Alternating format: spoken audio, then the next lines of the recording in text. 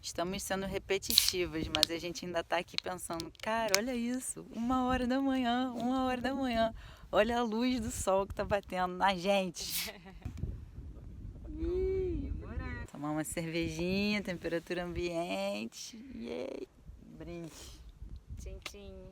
Tchim, tchim. E aí, minha gente, último dia em Quiruna, estamos partindo para a expedição mais importante, que é o motivo pelo qual viemos aqui, que é ver o sol da meia-noite. Na verdade, todos os dias a gente curtiu o sol da meia-noite, as 24 horas de dia, mas hoje a gente vai subir a montanha para ver o sol num visual maneiro. Então vamos nessa. 1h mais ou menos pra gente chegar lá andando. Vamos ver se a gente não se perde.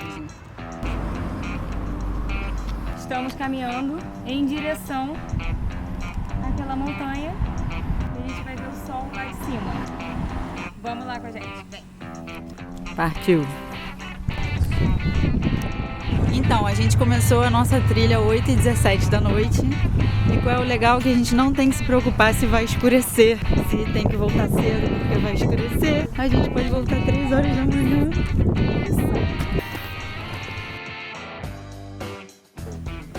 Este é o ponto onde queremos chegar. E aí, agora vem a parte da subida, minha gente.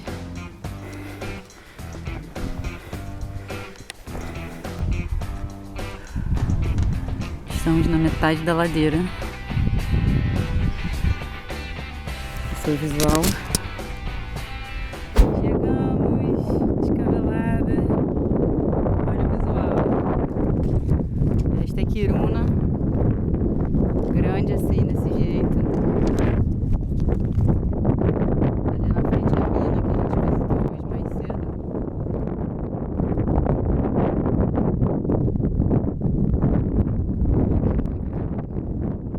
Aqui eles fazem a estação de esqui no inverno, mas isso aqui era um projeto de um hotel. E aí acabou o dinheiro, eles abandonaram a construção. Eles podiam ter feito uma paradinha maneira aí nessa negócio.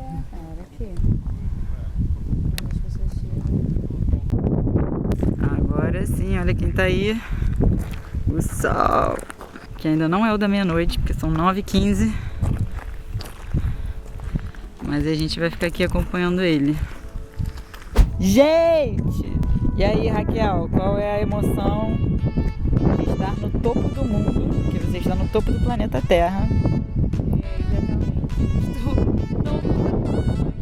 Eu estou no topo de esqui, gente. Eu tô errado, né? Mas tudo bem. Mas tá valendo, estamos aqui. Aqui é a melhor visual.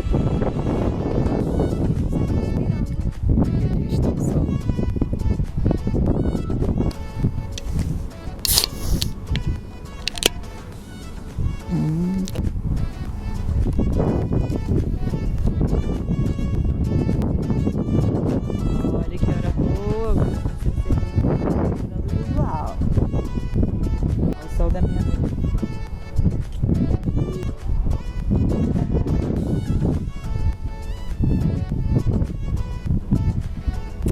Vamos fazer xixi.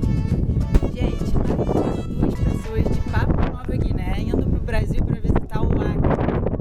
É assim que a gente está se sentindo como brasileira indo visitar Quiruna, que é no extremo norte da Suécia, acima do Círculo Polar Ártico. E por que a gente veio parar nesse vídeo?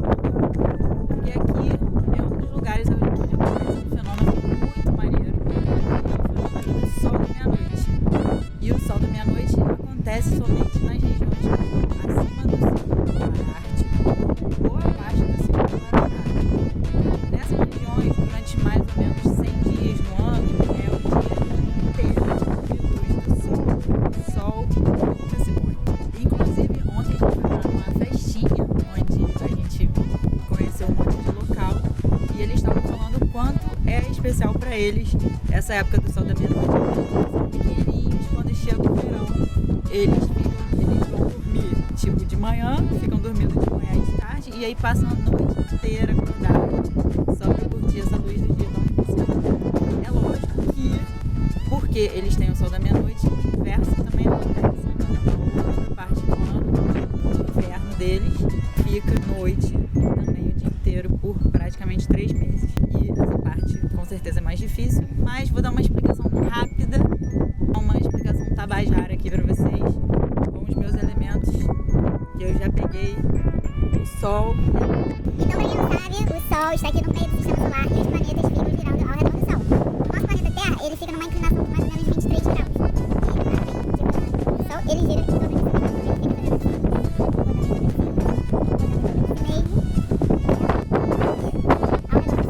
A volta do Sol é 365 dias, o nosso ano inteiro, e é o que dá a distância. E as voltas do Sol fazem como a Terra é inclinadinha assim, 23 graus, ela vai. Aí quando chega aqui embaixo, está no hemisfério norte da Terra, tá? Quando chega aqui embaixo, a Terra continua girando, mas o Sol não para de inclinar essa parte aqui de cima.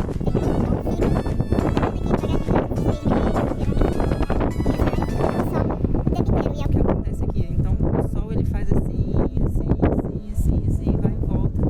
E ele nunca se põe, gente. É bom demais. A gente tá aqui há 4 dias e é muito maneiro, porque você pode fazer qualquer coisa, qualquer hora. Tipo assim, não tem limite de nada. Unbelievable. Se você quiser curtir o Sol da meia-noite, vem pro hemisfério norte, no verão do hemisfério norte, que é mais ou menos de junho a setembro. Aqui está o Sol. Nossa motivação. Aqui está a Raquel. Fala, minha gente! Enquanto isso, a gente conta algumas curiosidades aqui nesta região. Vou passar a palavra para a Raquelzinha, que está visitando pela primeira vez o extremo norte. Tá difícil? É difícil, que isso, gente? Que vento é esse? Que vento é esse? Quais foram as coisas que você reparou da galera sueca, da cultura sueca? Então, nesse momento aqui, eu e Raquelzinha começamos a relembrar algumas coisas que nos chamaram a atenção na cultura da Suécia.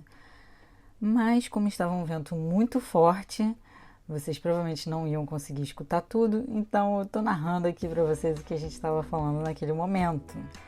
A primeira coisa que a Raquelzinha falou é que o povo aqui é muito simpático e realmente eram muito calorosos, todo mundo se abraçando o tempo inteiro, o que pra gente foi bem surpreendente, porque a gente não vê o povo se abraçando muito em outras culturas europeias, como por exemplo na Bélgica, na Alemanha. Porém, eles se abraçam muito, mas eles também se esbarram muito. A gente viu e foi esbarrada por muitas pessoas o tempo inteiro e é normal. Ninguém fica chateado, ninguém pede desculpa também, simplesmente é assim que rola e é assim. A moda daqui no momento, que é verão, é usar calça capri, que é aquela calça um pouco mais curta com as canelinhas de fora. E não importa a temperatura que esteja, as pessoas saem ainda assim com as canelinhas de fora. Outra coisa que também surpreendeu a Raquel, mas que eu já estou um pouco mais acostumada, porque não acontece só na Suécia, acontece em outros lugares da Europa também, é que os caras, eles vêm e pagam bebida para você sem segundas intenções, né? Enquanto no Brasil, às vezes, a gente fica meio assim de aceitar uma bebida porque vai achar que o cara depois vai querer alguma coisa. Lá na Suécia, aconteceu várias vezes com a gente de virem, pagar a bebida e sair fora. Vem, paga a bebida, fala beleza, tchau. Nem conversa. E se a gente chegou aqui achando que Kiruna não tinha nada a oferecer, foi um grande engano, porque na verdade tem bastante atração até para uma cidadezinha tão pequena e tão remota. Então, se você vier para cá no verão, além do sol da meia-noite, que é o ponto alto daqui, né, você também vai poder curtir tudo aquilo que eu já mostrei nos vídeos anteriores. O hotel de gelo, que é muito legal, feito completamente de gelo e agora ele fica em pé tanto no inverno quanto no verão. O Museu Sami, onde você vai conhecer um pouco mais da cultura do povo nativo daqui. Você vai poder alimentar as renas e brincar com as renas. E tem também a mina de ferro, que foi um dos passeios super interessantes que a gente fez aqui. Além disso, lá perto do hotel de gelo, tem um rio e lá a galera também faz caiaque durante o verão. Então é mais uma coisa que você pode fazer no verão. Já no inverno, você não tem o sol da meia-noite, obviamente, mas você tem as noites polares, que é justamente o inverso, são 24 horas de noite. E aí você tem muita chance de assistir o quê? Nada mais, nada menos que uma aurora boreal. Pois é, mais um enorme motivo para você vir visitar Kiruna. Além da aurora boreal, no inverno você pode fazer todas as atividades típicas dos países escandinavos, que é andar de trenó puxado por husky, andar de trenó puxado por rena, andar de snowmobile, pesca no gelo. Tem muita atividade legal para fazer aqui também. E claro, se você vier nessa mesma época que a gente veio, você vai poder curtir o Festival de Kiruna, que é realmente o festival, é o acontecimento da cidade. O grande acontecimento da cidade a cada ano é o Festival de Kiruna. Então, se você nunca tinha ouvido falar nessa cidadezinha perdida, se você está em busca de um destino exótico e fora do comum, dou o maior apoio para você visitar Kiruna. Espero que vocês tenham curtido todos esses vídeos e a gente se vê aí nas próximas viagens. Gente, esta é a Lua nos presenteando neste momento tão especial de sol da meia-noite.